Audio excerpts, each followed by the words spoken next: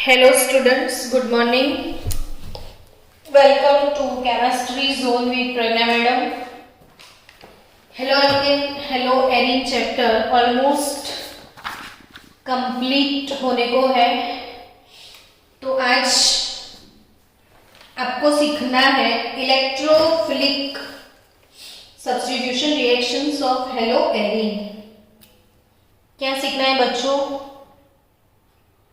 Electrophilic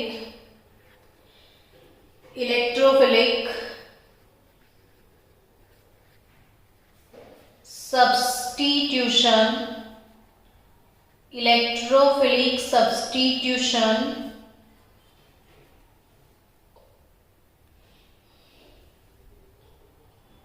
of haloarene compound. Haloarene electrophilic substitution समझने के लिए पहले हेलो अल्केन जो भी है, चलो हम बात करते हैं क्लोरोबेंजीन की। तो क्लोरीन के ऊपर 3 इलेक्ट्रॉन पेयर है। क्लोरीन के ऊपर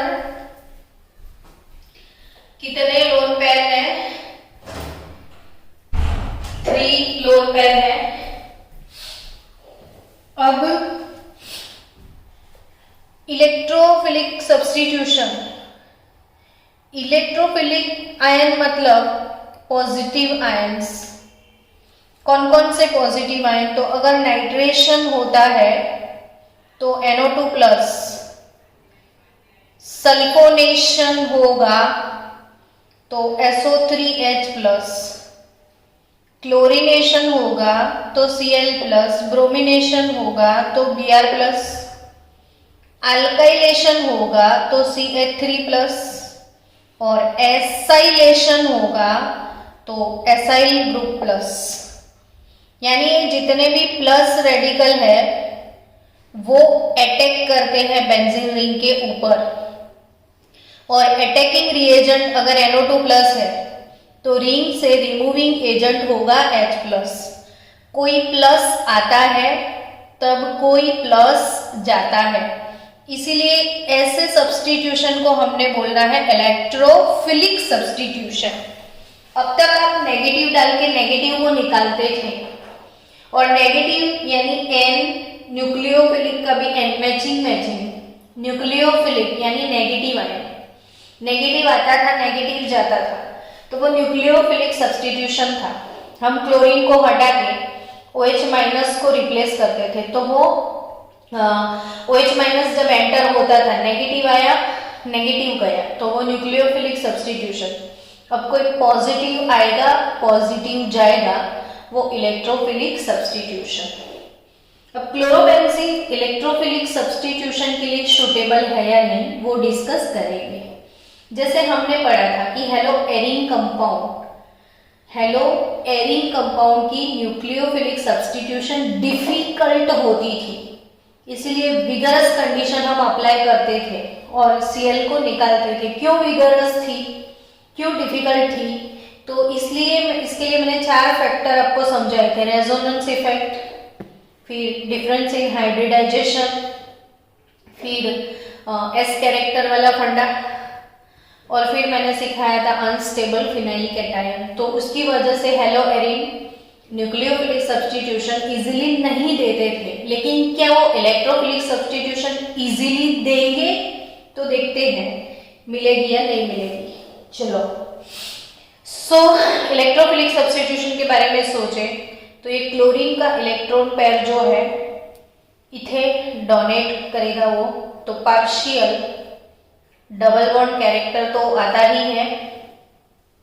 क्लोरीन ने डोनेट किया, सो क्लोरीन के ऊपर पॉजिटिव चार्ज आ जाएगा, और ये वाले जो इलेक्ट्रॉन है ये यहाँ पे फ्री हो जाएंगे। It's done. तो नेक्स्ट स्टेप में क्या होगा?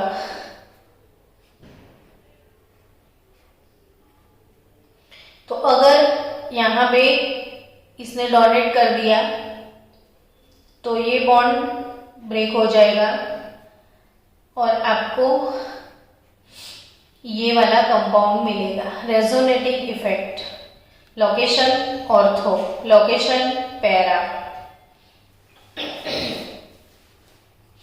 अगेन ये वाला इलेक्ट्रॉन पेयर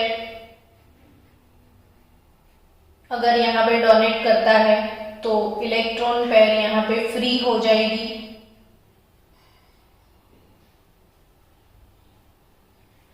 और इधर वापस डोनेशन हो जाएगा, तो जैसा था वैसा। ठीक है, तो यहां से सीखा क्या आपने?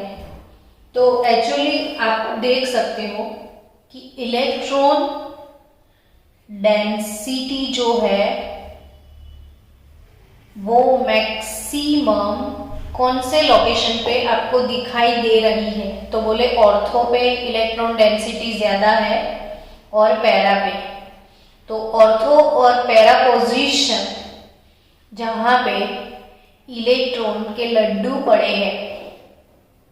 अब आने वाला आपका इलेक्ट्रोफाइल है, यानी वो पॉजिटिव है, और पॉजिटिव को नेगेटिव चीजें देख के मन में लड्डू फूट जाते हैं। यानी NO2 इधर आके खड़ा रहेगा, सोचेगा मुझे अटैक करना है, अटैक करना है, अटैक करना है, मैं कहाँ पे अटैक करूं? तो ये प्लस है, इधर मुंह में पानी आ जाए ऐसे लड्डू है, तो बेटा मन में इसके भी लड्डू फूटे। तो NO2 सोचेगा क्यों ना मैं ऑर्थो पे चला जाऊं, क्यों ना मैं पैरा पे चला जाऊं। इसलिए बच्चों, जब बेंजीन की रिंग के ऊपर अगर हैलोजन है, फर्स्ट वाला सब्स्टिट्यूशन अगर हैलोजन है, तो हैलोजन की जो डोनेटिंग इफेक्ट है, इसकी वजह से इलेक्ट्रॉन ऑर्थो और पैरा पोजीशन पे डीलोकलाइज होते हैं। इसीलिए ऑर्थो पैरा लोकेशन पे इलेक्ट्रॉन डेंसिटी बहुत अच्छी है। सो आने वाला इलेक्ट्रोफाइल जो है वो ऑर्थो और पैरा पे अटैक करेगा। सो ऑब्वियसली आप बोल सकते हो कि जो भी हैलोजन ग्रुप है वो halogen group ortho para producing group है, ऑर्थो पैरा इफेक्ट या ओपी डायरेक्टिंग ग्रुप है, ऐसा भी आप बोल सकते हो। तो फिर तो मैडम इलेक्ट्रोफिलिक सब्स्टिट्यूशन के तो मजे मजे हो जाएंगे, है ना बच्चों? हाँ या ना? तो यस, तो इधर पहला फैक्टर है जो कि इलेक्ट्रोफिलिक सब्स्टिट्यूशन को फेवर करने वाला है। वो फैक्टर कौन सा है? तो ऑब्वियसली इधर फर्स्ट फैक्टर है रेजोनेंस इफेक्ट। रेजोनेंस इफेक्ट, तो due to that resonance effect ortho para position पे इलेक्ट्रोफिलिक अटैक बहुत इजी होने वाला है। लेकिन लेकिन लेकिन क्यों तकलीफ हो रही है? तो अब ये सिर्फ इतने बॉन्ड के बारे में सोचो। तो कार्बन और हैलोजन जो कि पोलर बॉन्ड है, यानी हैलोजन वो काफी इलेक्ट्रोनेगेटिव है, तो ये रिंग के इलेक्ट्रॉन को ऐसे विड्रॉ करता है अपनी तरफ। यानी जो क्लोरीन है वो इंडक्टिव इफेक्ट भी शो करता है। जो कोवेलेंट बॉन्ड के इलेक्ट्रॉन है, इसको अपनी तरफ खींचने की जो इच्छा है वो क्लोरीन की बहुत ज्यादा है। That effect is called -I effect, electron withdrawing effect. यानी यहां पे एक साथ दो इफेक्ट काम कर रही है। सो बच्चा लोग, अब रेजोनेंस से जो इलेक्ट्रोफिलिक सब्स्टिट्यूशन बहुत इजीली होने वाला था, उसके सामने जो एक प्लस फेवर वाला फैक्टर के सामने एक ऑपोजिट फैक्टर भी है, और due to that opposite factor यहाँ पे इंडक्टिव इफेक्ट बहुत ज्यादा इंक्रीज हो रही है रेजोनेंस इफेक्ट से भी ज्यादा। सो इंडक्टिव इफेक्ट increases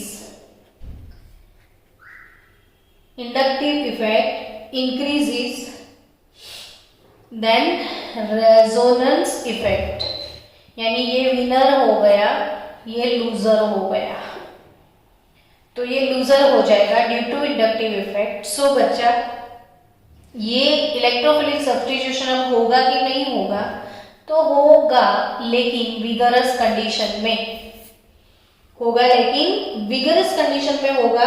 थोड़ा कंडीशन, सिचुएशन, टेम्परेचर, कंसंट्रेशन थोड़ा टफ रखना पड़ेगा तो हो जाएगा। सो अल्टीमेटली आप बोल सकते हो कि in haloarene compound, in haloarene compound, in spite of halogen group, in spite of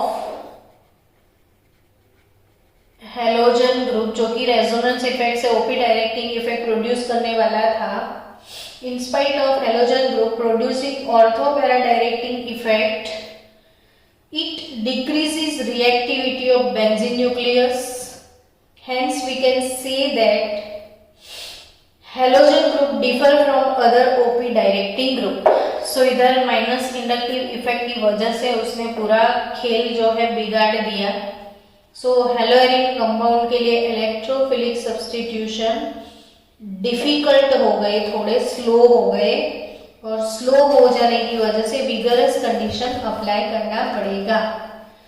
so start करते हैं बच्चों हम certain electrophilic substitution of haloarene compound, और वो हेलोएरिन कंपाउंड की इफेक्ट को समझते हैं। इसमें सबसे पहला इफेक्ट है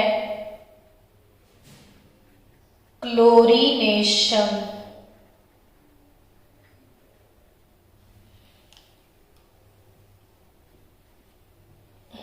क्लोरीनेशन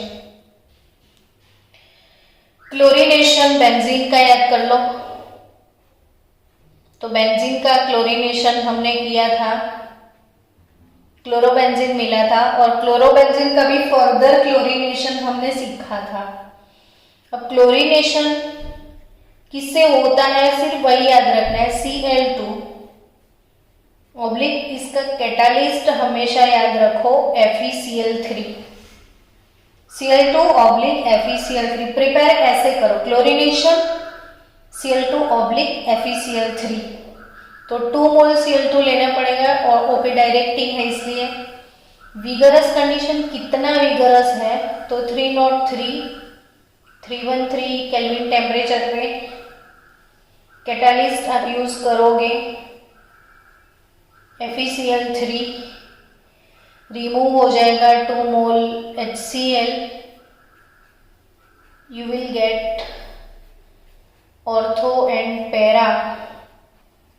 क्लोरीन तो ऑलरेडी है, अब क्लोरीनेशन करोगे तो फिर से दूसरा क्लोरीन आ जाएगा। कौन से लोकेशन पे आएगा, तो एक ऑर्थो पे, दूसरा पैरा पे। तो प्रोडक्ट क्या मिला आपको, ऑर्थो डाइक्लोरो बेंजीन और पैरा डाइक्लोरो बेंजीन। तो क्लोरोबेंजीन का अगर क्लोरीनेशन होता है तो वर्ड से ही पता चल जाता है, क्लोरीनेशन यानी एडिशन ऑफ क्लोरीन। चलो सेकेंड, नाइट्रेशन। नाइट्रेशन अगर आप बोलते हो तो मन में इमोशन क्लियर कर लो कि व्हाट इज नाइट्रेशन। तो addition of NO2 plus, addition of NO2 plus. Nitration का मतलब NO2 घुसाने का प्रोग्राम है, और NO2 घुसाने के प्रोग्राम के लिए हमें किचन मास्टर में कौन चाहिए, तो concentrated HNO3 as a reagent and concentrated H2SO4 as a catalyst। 11th में डिटेल में आपने पढ़ लिया है, सो यहाँ पे मैं डिटेल में नहीं जा रही हूँ। क्लोरोबेंजीन, इसका nitration concentrated HNO3, catalyst concentrated H2SO4, temperature 323 से 333 केल्विन, रिलीज होगा water and you will gate again OP directing group है तो ऑर्थो और पैरा पे 2 टाइम क्लोरोबेंजीन लिखते हो तो भी कितना इजीली ये चीज समझ में आता है कि ऑर्थो लोकेशन पे NO2 और पैरा लोकेशन पे भी NO2 बिकॉज की नाइट्रेशन है तो इट्स एडिशन ऑफ NO2 तो 1 chloro 4 nitrobenzene 1 chloro 4 nitro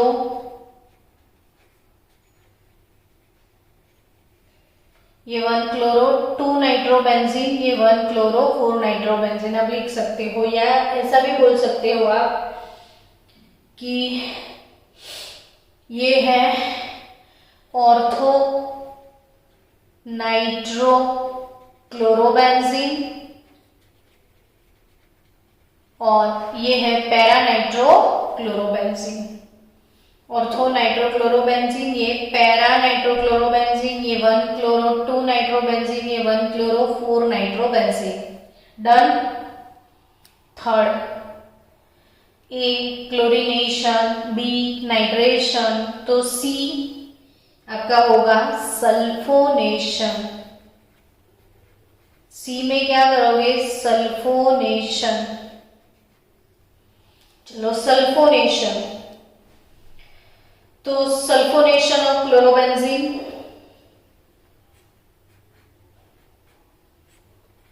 chlorobenzene sulphonation मतलब क्या तो एडिशन ऑफ SO3H सल्फोनेशन यानी सल्फोनिक एसिड को ऐड करोगे। सल्फोनेशन यानी सल्फोनिक एसिड SO3H प्लस को ऐड करना है। सल्फोनेशन किसकी प्रेजेंट में होता है तो ऑलियम या फ्यूमिंग H2SO4 चाहिए हमें तो concentrated H2SO4 concentrated H2SO4 temperature 353 kelvin to 363 kelvin temperature पे रिएक्शन होता है। वाटर मॉलिक्यूल आपको रिलीज करना है तो क्लोरोबेंजीन के साथ क्या क्या होगा तो क्लोरोबेंजीन ही रहेगा भाई। एक के दो बच्चे हो जाएंगे लेकिन ऑर्थो पे भी SO3H मिलेगा और आपको पैरा पे भी SO3H मिलेगा। सल्फोनिक एसिड सबसे ज्यादा रिएक्टिव ग्रुप है तो नोमेनक्लेचर में इसको फर्स्ट नंबर दिया जाना चाहिए इसलिए हम इसका नाम क्या रखेंगे ये 1 और 2 क्लोरो 1 नंबर सल्फोनिक एसिड को मिलेगा 2 क्लोरो बेंजीन सल्फोनिक एसिड और ये 4 chloro benzene sulphonic acid 2 chlorobenzene sulphonic acid और 4 क्लोरोबेंजीन सल्फोनिक एसिड और ऑर्थो क्लोरोबेंजीन सल्फोनिक एसिड और पैरा क्लोरोबेंजीन सल्फोनिक एसिड। चलो ये हो गया रिएक्शन। अब next again very very very most IMP Friedel and craft reactions. ये ऑरेंज वाला पेन दिखता नहीं है हम पेन को चेंज करेंगे। Friedel and crafts reactions. Friedel and craft ने मिलके जो फ्रीडल क्राफ्ट FC रिएक्शन समझाए थे। फ्रीडल क्राफ्ट 2 होते हैं अल्काइलेशन और एसाइलेशन। 11th में आपने बहुत ज्यादा लिख के प्रिपेयर किया है। आई होप कि आपको अच्छे से ये समझ में आया होगा। बच्चा लोग ध्यान से क्लोरोबेंजीन इसके साथ CH3Cl अल्काइल हैलाइड कंपाउंड आपको लेना है। फ्रीडल क्राफ्ट अल्काइलेशन है तो एडिशन ऑफ CH3 प्लस यानी कि addition of R plus methyl ethyl whatever the group. लेकिन इसके लिए चाहिए कि आपको तो haloalkane alkyl halide compound आपको इधर लेना है। और फ्रीडल क्राफ्ट हम जैसे ही बोलते हैं तो मन में लड्डू फूटते हैं, इसका कैटालिस्ट कौन है? तो anhydrous AlCl3. Anhydrous AlCl3 is catalyst for Friedel-Crafts reactions. So you will get chlorobenzene. एक का दो का ऑफर है, एक का 2, 1 2 का 4. लेकिन ऑर्थो पे CH3 और पैरा पे भी CH3. अगर आप इधर इथाइल क्लोराइड लेते हो तो इथाइल ग्रुप यहाँ पे लगेगा, जो भी आपने लिया वो यहाँ पे अटैच होगा अल्काइल. तो ये है आपका ऑर्थोक्लोरोटोल्यूइन एंड पैराक्लोरोटोल्यूइन. रिंग प्लस CH3 को टोल्यूइन बोलते हैं ना, तो ऑर्थो क्लोरोटोल्यूइन एंड पैरा क्लोरोटोल्यूइन, ऑर्थोक्लोरोटोल्यूइन एंड पैराक्लोरोटोल्यूइन. चलो, ऑर्थोक्लोरोटोल्यूइन पैराक्लोरोटोल्यूइन डन. और नेक्स्ट रिएक्शन है आपका Friedel and Crafts acylation. Friedel and crafts acylation. ये क्या था? अल्काइलेशन. अब क्या है? एसाइलेशन. तो अगेन आपको लेना है क्लोरोबेंजीन. एसाइलेशन का मतलब आपको ऐड करना है acyl group, COCH3 plus group. Acyl group आपको ऐड करना है CH3COCl. CH3COCl.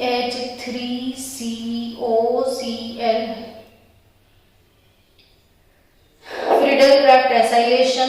Anhydrous AlCl3.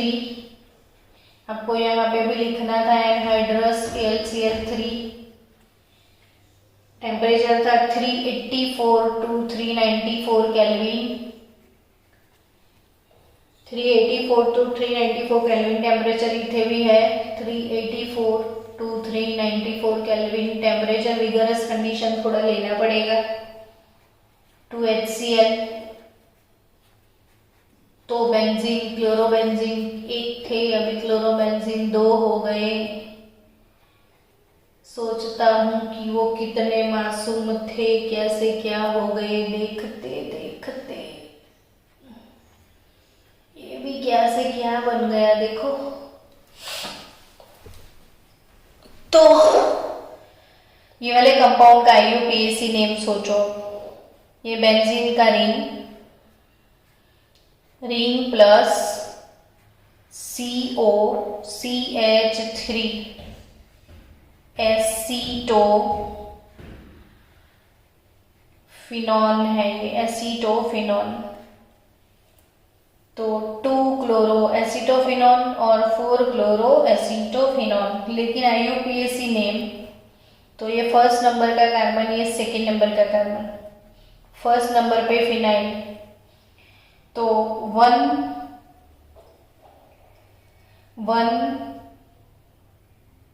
Phenyl ethane 1 on. 1 phenyl ethane 1 on. लेकिन यहाँ पे अगर क्लोरो है तो आपको लिखना है 1 नंबर पे ब्रैकेट में 1 नंबर पे 2 क्लोरोफिनाइल. 2 क्लोरोफिनाइल 1 नंबर पे ये पूरा ग्रुप है 2 क्लोरोफिनाइल. फिर इथेन और 1 नंबर पे ऑन. तो 1 नंबर पे है 2 क्लोरोफिनाइल इथेन 1 ऑन. और ये इस पे 1 फिर ब्रैकेट में 2 के बदले 4 क्लोरोफिनाइल इथेन 1 ऑन या एसीटोफिनॉन. तो ये हो गया इसका IUPAC नेम. सो अब बचा सिर्फ तीसरा रिएक्शन बचता है. अब फ्रीडल-क्राफ्ट अल्काइलेशन एसाइलेशन यानी इलेक्ट्रोफिलिक सब्स्टिट्यूशन हमारे कंप्लीट हो चुके हैं. चलो नेक्स्ट रिएक्शन है इसमें, reactions with metals.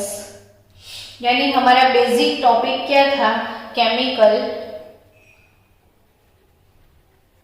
Reactions of hello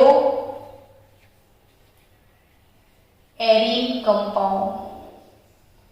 chemical reactions of hello arene compound. इसमें सबसे पहले आपने पढ़ा न्यूक्लियोफिलिक सब्स्टिट्यूशन, फिर अभी आपने पढ़ा इलेक्ट्रोफिलिक सब्स्टिट्यूशन, और इसमें तीसरा रिएक्शन है रिएक्शंस विथ मेटल्स।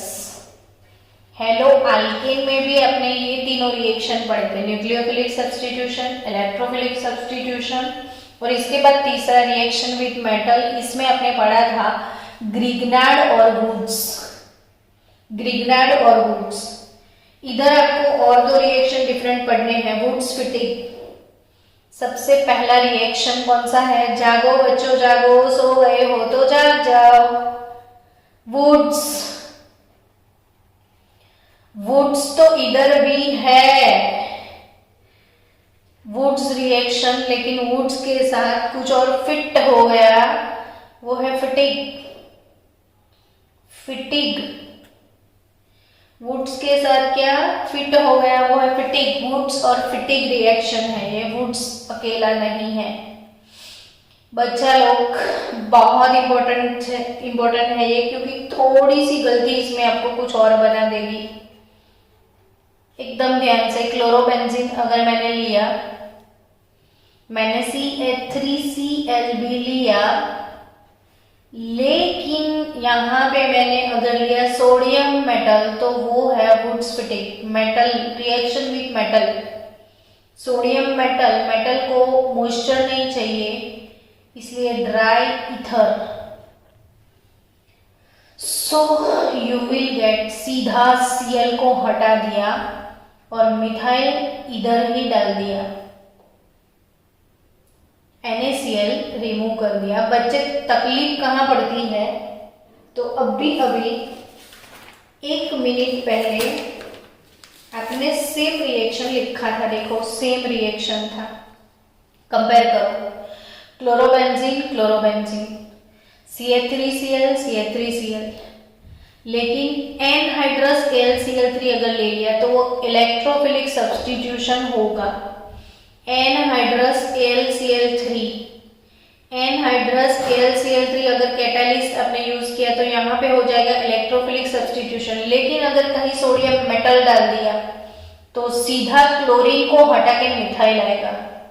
अगर एनहाइड्रस AlCl3 डाला तो ऑर्थो और पैरा लोकेशन पे आपको मिथाइल डालना है। देखो ऑर्थो और पैरा लोकेशन पे मिथाइल, ये सीधा क्लोरीन के ऑप्शन में मिथाइल, क्लोरीन को हटा के मिथाइल मिलेगा। तो ये एक डिफरेंस है वुड्स फिटिग रिएक्शन का। तो क्लोरोबेंजीन विद CH3Cl, अगर AlCl3 तो इलेक्ट्रोफिलिक सब्स्टिट्यूशन, अगर मेटल तो सीधा Cl के ऑप्शन में CH3, यानी आपको मिलेगा टोल्यूएन।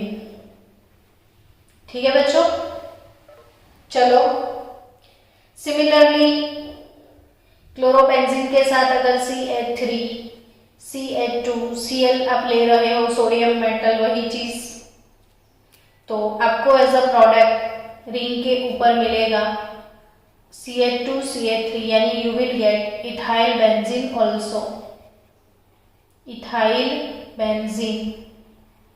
कब इथाइल क्लोराइड लिया तो। चलो सेकेंड रिएक्शन इसमें है फिटिग, ये वुड्स फिटिग दोनों है। अब अकेला फिटिग रिएक्शन जिसमें वुड्स अंकल बिल्कुल भी नहीं है। तो फिटिंग रिएक्शन में सब कुछ फिटिंग सा करना है, एक रिंग होता है, 2 रिंग का फिटिंग करना है, ऐसा याद रखना। हेलोबेंजीन ले लो, अगर कोई भी